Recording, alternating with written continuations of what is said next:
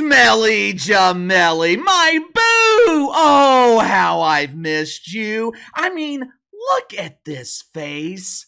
Lonely men across America, they go to sleep every night dreaming that they will have the luxury of waking up the next morning next to the radiance of Jamal Hill. Oh. I know what you're doing, Jemele. I see you. I know it's been a while. It's been a long time since we have talked about you here on the channel. I saw your comments last week about Caitlin Clark. I read your propaganda. Your article in The Atlantic. Maybe Jemele Hill has been feeling a little bit neglected. Maybe she's feeling overlooked. Over the past 2-3 weeks, we have spent a lot of time talking about Caitlin Clark and the wonderful young women from Iowa known as her co-stars or role players. Now, at the same time, Smelly Jemele, she has been trying to get noticed. She has been begging for your attention. Oh no, my narratives on mythical racism aren't resonating like they used to. The business is on the verge of bankruptcy. How am I going to pay my bills? My woke welfare is expiring. Oh! Since the business of mythical racism is basically on life support at this point, Jemele Hill, she has decided to broaden her propaganda. Instead of focusing all of her efforts on one marginalized group, she has decided to focus on all marginalized groups. Why stop at racism when you can focus on every other ism besides, of course, Catholicism? They don't want parishioners of Woke United Methodists. They don't want them converting to Christianity. Why stop at transphobia when you can promote xenophobia? Why focus specifically on misogyny when you can promote bigotry? The words may change, but the narrative stays the same. Now, of course, Jemele Hill, she doesn't provide any examples. She doesn't provide evidence to these violations of the woke commandments. But as you guys know, evidence is not required for conviction in woke municipal court. All that's needed for conviction is allegations. Last week, Will Cain from Fox News, he sat down with The Rock. The Rock was there to promote WrestleMania. I think it was WrestleMania 40. That's why The Rock was there. He was promoting WrestleMania. I guess Will Cain wanted to smell what The Rock was cooking. Unfortunately for Smelly Jemele, she did not like the smell of what The Rock was cooking. When the whoopee cushion on The View hikes her leg and unleashes her toxic boodle breeze, Smelly Jemele loves the aroma. But when The Rock is cooking honesty and authenticity, Jemele Hill, she decides to protect herself with the triple Fauci mask. Last week, Will Cain asked The Rock if he was happy with the current state of the country. Now, back in 2020, The Rock, he made a critical mistake when he publicly endorsed our fearless leader, John Biden, for president. 4 years later, he realized that he wasted his endorsement on what he would refer to as a jabroni. Watch for yourself. Am I happy with the state of America right now? Well, that answer is no. The endorsement that I made years ago with Biden was one I thought was the best decision for me at that time. And I thought back then, I'm in this position where I have some influence. I felt like that then. It's my job now to exercise my influence and share with this is who I'm going to endorse. Am I going to do that again this year? That answer is no. Pretty honest and straightforward, right? The Rock realized the error of his ways. He realized that he endorsed a divider-in-chief instead of a uniter-in-chief. Our fearless leader, damn sure, is not a commander-in-chief. But either way, The Rock, he realized his mistake and he is refusing to make the same mistake twice. Now, just to be clear, The Rock is not endorsing Donald Trump. Orange Man bad! But he's not endorsing John Biden either. He is staying out of it publicly, which is probably a smart move. When he endorsed John Biden in 2020, it caused a lot of division amongst his fan base. When you're a Hollywood actor, when you're in the business of entertainment, the last thing you want is to alienate half your audience, which is why I have been saying for years now, leagues like the NFL, the NBA, they need to keep politics out of sports. Well, KC, what about the WNBA? Politics can't hurt the dump. They have nothing to lose by being political. Seriously, they have nothing to lose. If the WNBA alienates half their fan base, they go from 24 people in the arena to 12. But the answer provided by The Rock, did you think it was offensive? Do you think The Rock was being a coward? Was he trying to dodge Will Cain's question? Normal people would answer and say, no, no, and no. Not Jemele Hill, though. No, no, no, no, no.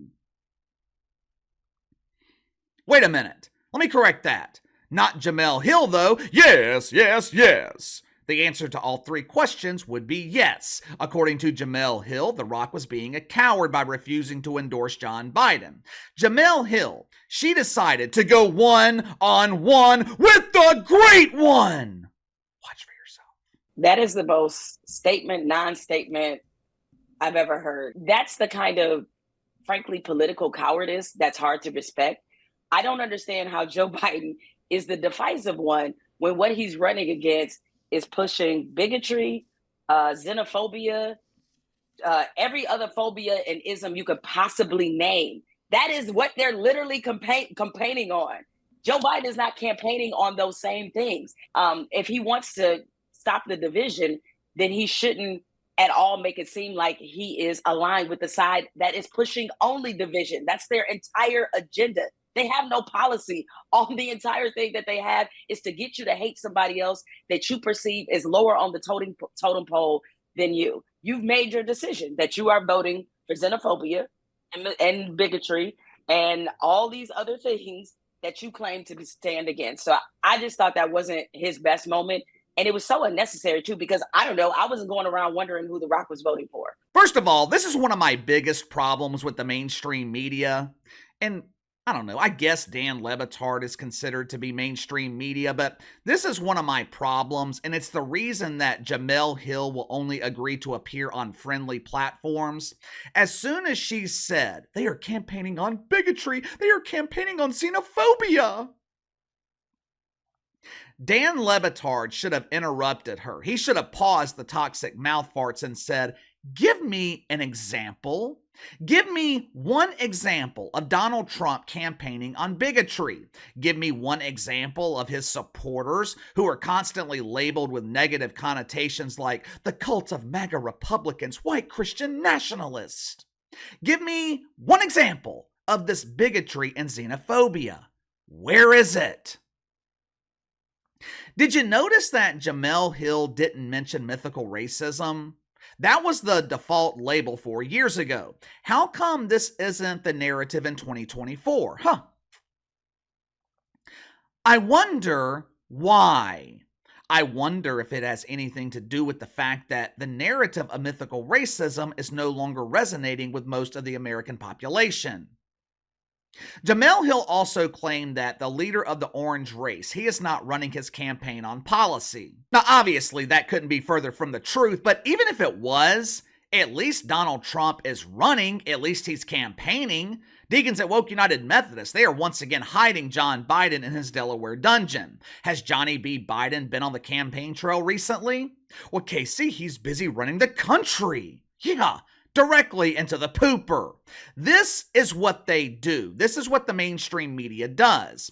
They know John Biden can't base his campaign on his record, so what do? They base the campaign on distractions. Bigotry, xenophobia, misogyny. These are all distractions to the real issues. Problem for Jemele Hill, I don't think it's going to work this time. It worked in 2020 when gas was $2 a gallon and $500 a month could feed a family of four at the grocery store. The media, they portrayed John Biden as returning to normal. Remember that? Return to normal. Vote for John Biden. He will build back better. Yeah. How's that working out? Let's review and see how John Biden has built America back better. Last Friday, after I had my meeting with my merch designers, I went to the grocery store. Normally, my wife handles all the grocery shopping because I am completely useless in Publix. Takes me half an hour just to find the steaks. But last Friday, I'm there to buy a couple of things and needed some steaks for dinner. 2 ribeye steaks, $50. Now, I expect to pay $50 for a steak if I'm eating at a halfway decent restaurant. Paying $50 for steaks that I have to cook and season myself, unacceptable. Earlier this morning, I was reading about the housing crisis. Young people, they're having a difficult time buying their first home. Starter homes, which used to go for $150 to maybe $300,000, they are now selling for $750,000. Instead of people buying homes, we now have rental companies buying entire neighborhoods. It's almost like the system is being set up to make middle-class families permanent renters. I wonder why. The southern border is spread wider than the Bruce caboose. Interest rates are approaching mob levels. When I got my first credit card in 2005, and I still had the same credit card today, my interest rate was 7, maybe 8%. Today, I think it's 15, maybe even 18%. And I have great credit. In almost 20 years, I have never been late paying the bill.